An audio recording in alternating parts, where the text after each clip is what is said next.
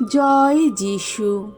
প্রথম পাঠ হিব্রুদের কাছে ধর্মপত্র হতে আজকের বাণী পাঠ ৮ অধ্যায় ৬ থেকে ১৩ পদ।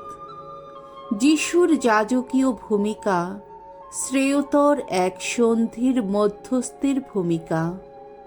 প্রীতিভাজনেরা, আমাদের মহাযাজক যে যাজকীয় সেবার ভার পেয়েছেন তা কিন্তু প্রাচীন কালের যাজকদের সেবা কর্মের চেয়ে ততই মহত্তর, যতই শ্রেয়তর সেই সন্ধি যার মধ্যস্থ স্বয়ং তিনি। সেই সন্ধি যা বিধিবদ্ধ হয়ে আছে শ্রেয়তর যত দানের প্রতিশ্রুতিরই ভিত্তিতে। প্রথম সন্ধির মধ্যে যদি কোনো দোষ ত্রুটি নাই থাকত, তাহলে তো তার জায়গায় অন্য একটি সন্ধির প্রয়োজন হতো না। অথচ ঈশ্বর তখনকার লোকদের দোষী করেই বলেছেন, জেনে রাখো, এমন দিনগুলি আসছে যখন আমি ইসরায়েল বংশের সঙ্গে আর জুদা বংশের সঙ্গে এক নতুন সন্ধি সম্পাদন করব। একথা বলছেন স্বয়ং প্রভু। আমি যেদিন তাদের পিতৃপুরুষদের হাত ধরে মিশর দেশ থেকে তাদের উদ্ধার করে এনেছিলাম, সেদিন তাদের সঙ্গে যে সন্ধি করেছিলাম এ তেমন সন্ধি নয়। তারা নিজেরাই তো আমার সেই সন্ধির পথে চলল না, তাই আমিও তখন তাদের অযত্নের মধ্যে রাখলাম। একথা বলছেন স্বয়ং প্রভু। কিন্তু সেই সমস্ত দিনের পর আমি ইসরায়েল বংশের সঙ্গে এবার এই সন্ধি স্থাপন করব। একথা বলছেন স্বয়ং প্রভু। আমার বিধি বিধান আমি তাদের চিত্তের গভীরে রেখে দেব, তাদের হৃদয়েরই তা লিখে রাখব। তখন আমি হব তাদের আপন ঈশ্বর, আর তারা হবে আমার আপন জাতি। তখন প্রত্যেককেই নিজের প্রতিবেশীকে বা নিজের ভাইকে আর শিক্ষা দিয়ে বলতে হবে না, প্রভুকে জানতে শেখো।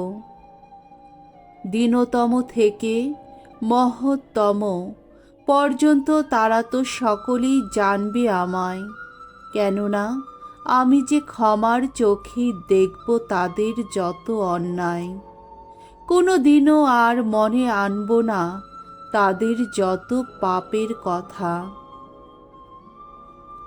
এইভাবে নতুন এক সন্ধির কথা জানিয়ে ঈশ্বর তো প্রথমটিকে পুরনো বলেই ঘোষণা করেছেন, আর যা কিছু পুরনো জীর্ণ হয়ে পড়েছে তা তো শীঘ্রই বিলীন হয়ে যাবে। প্রভুর বাণী। ঈশ্বরকে ধন্যবাদ। শাম সঙ্গীত 85 অধ্যায় 7 পদ 9 থেকে 13 পদ। ধুও। একদিন করুণা ও বিশ্বস্ততা বাধা পড়বে মিলন বন্ধনে।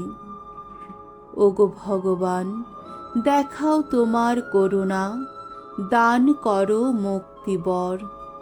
যারা তাকে সম্ভ্রম করে তাদের ত্রাণের লগ্ন আর দূরে নেই। আমাদের এই দেশ ভূমিতে হবে তার মহিমার অধিষ্ঠান।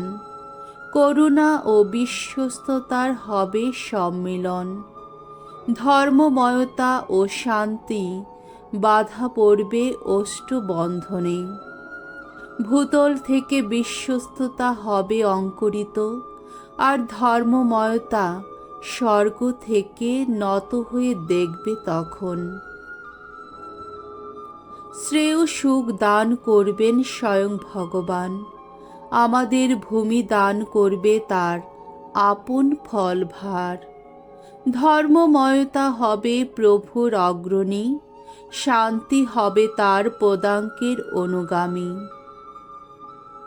বাণী বন্দনা। জয় জয় প্রভুর জয়।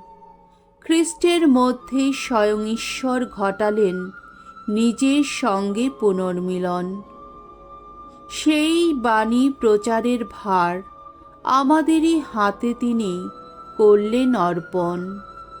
জয় জয় প্রভুর জয়। মঙ্গল সমাচার। মার্ক রচিত মঙ্গল সমাচার ৩ অধ্যায় ১৩ থেকে ১৯ পদ। ১২ জন প্রেরিত দূতকে মনোনয়ন। একদিন যিশু কাছের পাহাড়টায় গিয়ে উঠলেন। তিনি যাদের মনোনীত করতে চেয়েছিলেন তাদের তিনি তখন কাছে ডাকলেন, তাই তারা তার কাছে এগিয়ে এলেন। তখনই তিনি ১২ জনের একটি দল গড়ে তুললেন। তিনি চেয়েছিলেন এরা হবেন তার নিত্য সঙ্গী। এদের তিনি বাণী প্রচার করতে পাঠাবেন। এদের হাতে থাকবে অপদূত তাড়ানোর ক্ষমতা। এইভাবেই তিনি ১২ জনের দলটি গড়ে তুললেন। এরা হলেন সিমন, তিনি যার নাম রাখলেন পিতর, জেবেদের ছেলে যাকব আর যাকবের ভাই যোহন, তিনি যাদের দুজনের নাম দিলেন বোয়ানের্গেস অর্থাৎ বজ্রনন্দন। তাছাড়া আন্দ্রিয়, ফিলিপ, বার্থলমেয়, মথি, টমাস, আলফের ছেলে যাকব, থাদেও, উগ্রধর্মা সিমন আর সেই যোদা ইস্কারিওত, যিনি পরে তাকে শত্রুর হাতে তুলে দিয়েছিলেন। প্রভুর মঙ্গলময় বাণী। খ্রিস্ট প্রভু তোমার প্রশংসা হোক।